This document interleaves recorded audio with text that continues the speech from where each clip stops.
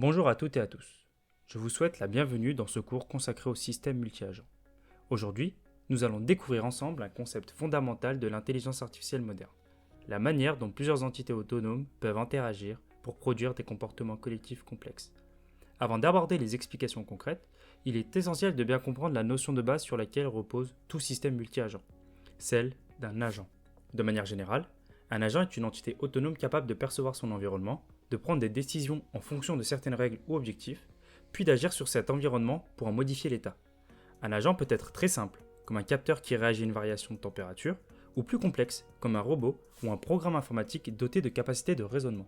Cependant, l'intérêt des systèmes multi-agents ne réside pas seulement dans l'étude d'un agent isolé, mais dans l'observation des comportements qui émergent lorsqu'un grand nombre d'agents interagissent. Pour illustrer ce principe, on peut prendre l'exemple d'une fourmilière. Chaque fourmi, considérée individuellement, est un agent.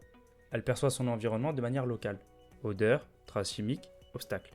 Suit des règles de comportement relativement simples, chercher de la nourriture, déposer des phéromones, suivre une piste, et agit de façon autonome. Pourtant, aucune fourmi ne possède une vision globale du fonctionnement de la colonie, ni ses objectifs à long terme. C'est seulement lorsqu'elles interagissent entre elles que des comportements collectifs apparaissent. L'optimisation des trajets vers une source de nourriture, la construction de galeries, ou encore l'organisation de la défense de la colonie.